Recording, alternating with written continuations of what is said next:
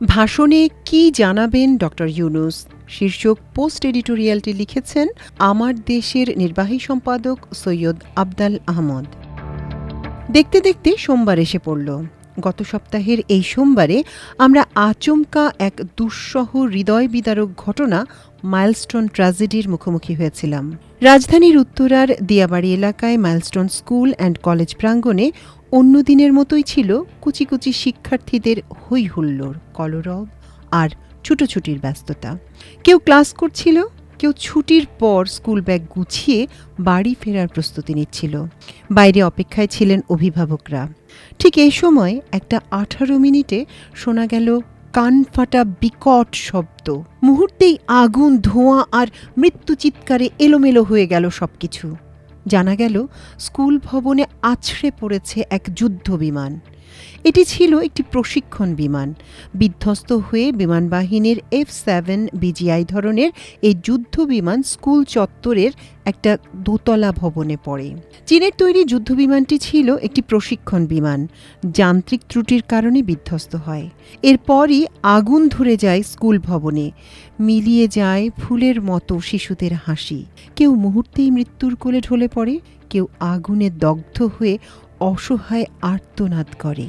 দুর্ঘটনার খবরে বিচলিত মা বাবা ও স্বজনরা পাগল প্রায় হয়ে সন্তানের খোঁজে এদিক ওদিক দৌড়াতে থাকেন।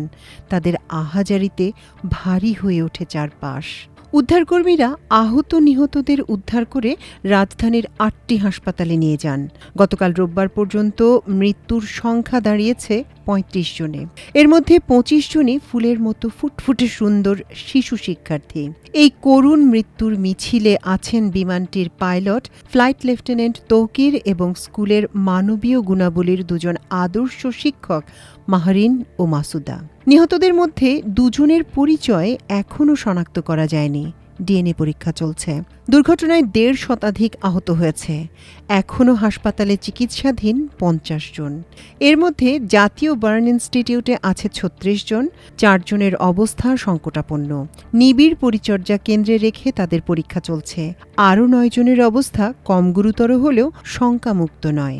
আহতদের চিকিৎসা সহায়তা দিতে সিঙ্গাপুর থেকে 3 চিকিৎসক ও 2 নার্স, চীন থেকে 3 চিকিৎসক, 6 নার্স ও সহকারী এবং ভারত থেকে 2 চিকিৎসক ও নার্স এসেছেন।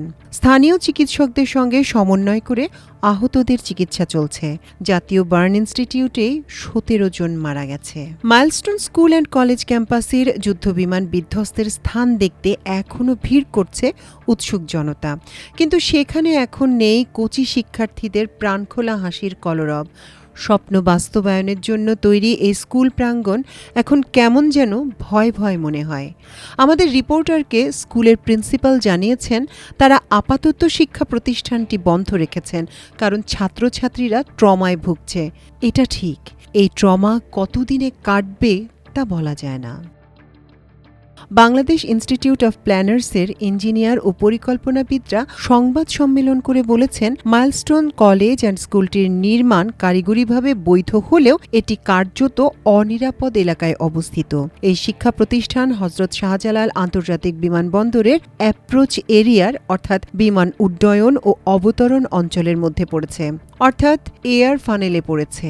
তারা বিমানবন্দর অ্যাপ্রোচ এরিয়ায় থাকা এমন স্কুল, কলেজ, মাদ্রাসা, মসজিদ সহ জনসমাগম হয় এমন স্থাপনা বা প্রতিষ্ঠান সরিয়ে নেয়ার পরামর্শ দিয়েছেন। তেমনি দাবি উঠেছে এমন জনসমাগম স্থল এলাকা থেকে যেন বিমান বাহিনী কর্তৃপক্ষ তাদের বিমান প্রশিক্ষণ স্থান অন্যত্র সরিয়ে নেয়। মাইলস্টোন কর্তৃপক্ষ আশা করে বিষয়টি বিবেচনায় নিয়ে নিরাপদ স্থানে অর্থাৎ অন্যত্র তাদের শিক্ষা প্রতিষ্ঠান নতুন করে গড়ে তুলবে।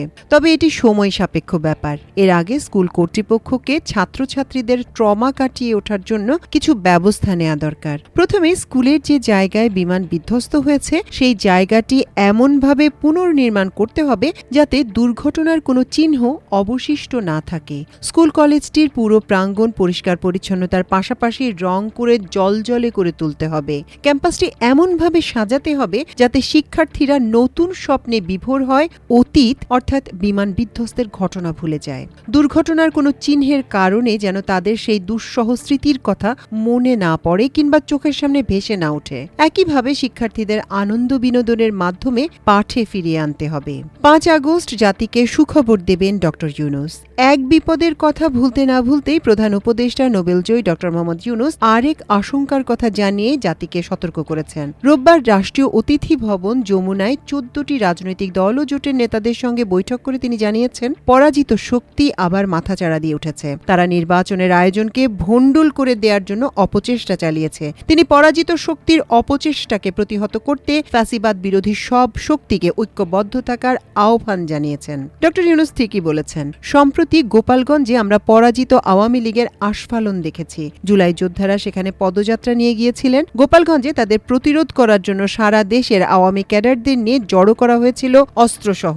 জুলাই বিপ্লবের নায়ক নাহিদ, হাসনাত, সার্জিস সহ অন্যদের উপর তারা ভয়াবহ হামলা চালায়। তাদের হত্যা করাই ছিল এ হামলার লক্ষ্য। তবে তাদের এই রক্তচক্ষুকে উপেক্ষা করে আমাদের জুলাই যোদ্ধারা গোপালগঞ্জে গেছেন এবং বক্তৃতা করেছেন। তারা ঘোষণা করেছেন আবার তারা গোপালগঞ্জে যাবেন এবং প্রতিটি উপজেলায় গিয়ে ফ্যাসিবাদের পতন ঘটাবেন। গোপালগঞ্জের ঘটনার পর প্রধান উপদেষ্টা ডক্টর মোহাম্মদ ইউনূস রাজনৈতিক দলগুলোর সঙ্গে ধারাবাহিক বৈঠক করেছেন। প্রথমে তিনি বিএনপি, জামায়াতে ইসলামী এবং এনসিপির নেতাদের নিয়ে বৈঠক করেন। এই বৈঠকের পর বিএনপি মহাসচিব মির্জা ফখরুল ইসলাম আলমগীর সহ নেতারা দৃঢ়তার সঙ্গে বলেছেন, ফ্যাসিবাদের সঙ্গে কোনো আপোষ নেই। ফ্যাসিবাদের ব্যাপারে আমরা ইস্পাত কঠিন ঐক্যবদ্ধ।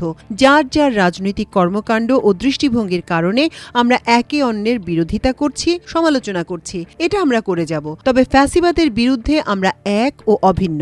ডক্টর ইউনূস ইসলামী দলগুলোর সঙ্গে বৈঠক করেছেন। বৈঠকে বসেছেন বাম দলগুলোর সঙ্গে। যতটুকু জানা গেছে, ইতোমধ্যে 35টি রাজনৈতিক দলের সঙ্গে প্রধান উপদেষ্টার বৈঠক সম্পন্ন হয়েছে। রোববার প্রথম দফায় বৈঠক ছিল জাতীয় পার্টির চেয়ারম্যান মোস্তফা জামাল হায়দারের নেতৃত্বে 14 দলের সঙ্গে। বৈঠক শেষে বেরিয়ে এসে সংবাদ সম্মেলনে মোস্তফা জামাল হায়দার জানান, প্রধান উপদেষ্টা ডক্টর মোহাম্মদ ইউনূস ক্যাটাগরিক্যালি বলেছেন আগামী 4-5 দিনের মধ্যে নির্বাচনের সময়সীমা, তারিখ ঘোষণা করবেন। আলোচনার ফলপ্রসূ বিষয় হচ্ছে এটি। তিনি বলেন, দেশে যে অরাজকতা তার একমাত্র সমাধানের পথ নির্বাচন। এটা সরকার বুঝতে পেরেছে। এই বৈঠকের পর প্রধান উপদেষ্টা অন্য দলগুলোর সঙ্গেও বৈঠক করেন। এর মধ্যে রয়েছে ইসলামী দল হেফাজতে ইসলামী, জাতীয় Ganofront, Bangladesh Khelafat Majlis, National People's Party, JASAD Mushtaq, National Democratic Movement Bobby Hajjaj, Islami Oikya Jote, সিপিবির রুহিন হোসেন প্রিন্স, ভাসানী ন্যাপ, লেবার পার্টি, জাসদ, মার্ক্সবাদী, জমিয়তে উলামায়ে ইসলাম প্রমুখ। এসব বৈঠকের পর প্রেস ব্রিফিংয়ে প্রধান উপদেষ্টার প্রেস উইং থেকে বলা হয়েছে, পতিত শক্তির গণ্ডগোল সম্পর্কে ডক্টর মোহাম্মদ ইউনূস কড়া সতর্কবার্তা দিয়েছেন। তিনি বলেন, জুলাই অভ্যুত্থানের সব শক্তি মিলে একটি সুন্দর নির্বাচন করতে না পারলে এত বড় সুযোগ আমাদের হাতছাড়া হয়ে যাবে। পরাজিত শক্তি যখনই সুযোগ পাচ্ছে তখনই নানা ধরনের গণ্ডগোল সৃষ্টি করছে। এসব করে তারা দেশের স্বাভাবিক অগ্রযাত্রাকে মারাত্মকভাবে ব্যাহত করছে। ডক্টর ইউনূস সুস্পষ্টভাবে বলেছেন, যখনই নির্বাচনের প্রস্তুতি নিয়ে আমরা অগ্রসর হচ্ছি তখনই নানা ষড়যন্ত্র সামনে আসছে। কিন্তু বাস্তবতা হচ্ছে, কোনো ষড়যন্ত্র করেই গণতান্ত্রিক অগ্রযাত্রাকে বাধাগ্রস্ত করা যাবে না। কারণ ফ্যাসিবাদ প্রশ্নে সব গণতান্ত্রিক শক্তির ঐক্য স্পষ্ট। প্রধান উপদেষ্টা সুষ্ঠু নির্বাচনের জন্য সব রাজনৈতিক দলের সহযোগিতা কামনা করেন। ডক্টর মোহাম্মদ ইউনূস এর আগে বলেছেন, তিনি দেশে একটি ইতিহাস সেরা সুন্দর নির্বাচন করতে চান। সেই নির্বাচনের জন্য পুরো জাতিকে তাকে সহযোগিতা করতে হবে। নির্বাচনের আলামত শুরু হয়েছে, তা আমরা দেখতে পাচ্ছি। নির্বাচন কমিশন সব ধরনের প্রস্তুতি ইতোমধ্যে শুরু করেছে। তফসিল ঘোষণার আগে আইনশৃঙ্খলা পরিস্থিতি নিয়ে বড় ধরনের পর্যালোচনা সভা তারা করবেন। এর কার্যপত্র প্রস্তুত হয়েছে। এবারের নির্বাচন কয়েকদিনে ধাপে ধাপে করার চিন্তাভাবনা করা হচ্ছে। তার সঠিক উপায় বের করা হচ্ছে। আমরা জানতে পেরেছি, সেনাবাহিনী এবারে নির্বাচনে গুরুত্বপূর্ণ ভূমিকা পালন করবে। আগের মতো স্ট্রাইকিং ফোর্স হিসেবে তাদের বটগাছের নিচে বসিয়ে রাখা হবে না। তাদের ম্যাজিস্ট্রেসি পাওয়ার আছে। ইসির আরপিওতে আইন শৃঙ্খলা বাহিনীর কার্যক্রমের ধারায় সেনা, নৌ, বিমান, কোস্টগার্ড এবং র্যাবের নামও অন্তর্ভুক্ত করা হচ্ছে। নির্বাচনের ভোট কেন্দ্রগুলো ক্লোজ সার্কিট ক্যামেরা এবং ড্রোন ব্যবহার করে নজর নজরদারির আওতায় আনা হচ্ছে। প্রধান উপদেষ্টা ডক্টর মোহাম্মদ ইউনূস কয়েকদিনের মধ্যেই ভাষণ দেবেন। তার সরকারের 1 বছর পূর্ণ হবে 8 আগস্ট। তবে 5 আগস্ট তার ভাষণ দেওয়ার সম্ভাব্য তারিখ ঠিক করা হয়েছে, কারণ এদিনই জুলাই ছাত্র গণ অভ্যুত্থান সফল হয়েছে। ফ্যাসিস্ট শেখ হাসিনা গণ অভ্যুত্থানে ক্ষমতাচ্যুত হয়ে ভারতে পালিয়ে যান। জানা গেছে ডক্টর ইউনূসের ভাষণটি প্রস্তুত করা হচ্ছে জুলাই গণ অভ্যুত্থানের ঘটনাবলী বর্ণনার পাশাপাশি গত 1 বছরের তার সরকারের বিস্তারিত কার্যক্রম তিনি ভাষণে তুলে ধরবেন। সফলতার পাশাপাশি ব্যর্থতার কথাও বলবেন ভাষণে। ভাষণের সবচেয়ে আকর্ষণীয় বিষয় হতে যাচ্ছে আনুষ্ঠানিকভাবে নির্বাচনের সময়সীমা ঘোষণা করা। নির্বাচনের চূড়ান্ত তারিখ ঘোষণা করবে নির্বাচন কমিশন। তবে ডক্টর ইউনূস নির্বাচনের সময়সীমা এবং নীতি নির্ধারণীমূলক সিদ্ধান্ত ঘোষণা করবেন। আগস্টের প্রথম সপ্তাহে জুলাই সনদ ঘোষণা হবে। সেটি 3 আগস্ট কিংবা 4 আগস্ট ঘোষণা হবে। এই ঘোষণায় সব দল স্বাক্ষর করবে। ঐক্যমত্য কমিশনের সহসভাপতি অধ্যাপক আলী রিয়াজ বলেছেন, সোমবার থেকে জুলাই সনদের খসড়া কপি রাজনৈতিক দলগুলোকে পাঠানো হচ্ছে। তারা এতে তাদের সুপারিশ ও মতামত দেবেন। এ নিয়ে ঐক্যমত্য কমিশনের একটি বৈঠক হবে। এরপরে এটি চূড়ান্ত দলিল হয়ে যাবে। এই সনদের মূল্য অনেক। ইতোমধ্যে বিশিষ্ট নাগরিকদের আলোচনায় জুলাই ঘোষণাকে জাতীয় সনদ হিসেবে মনে করে একে সর্বোচ্চ আইন হিসেবে বিবেচনার পরামর্শ দেওয়া হয়েছে। রাষ্ট্র মেরামতের জন্য গুরুত্বপূর্ণ সংস্কার প্রস্তাব নিয়ে ঐক্যমত্য কমিশনের সঙ্গে রাজনৈতিক দলগুলোর বৈঠকও শেষ হয়ে আসছে। বেশিরভাগ সংস্কার প্রস্তাবেই সবাই একমত হয়েছেন। কয়েকটি বিষয় বাকি আছে। মনে হচ্ছে ডক্টর ইউনূসের ভাষণের পর সংস্কার ও নির্বাচনের বিষয়টি পুরো মাত্রায় খোলাসা হবে। সবাই ঢাকঢোল পিটিয়ে নির্বাচনী লড়াইয়ে মনোনিবেশ করবে।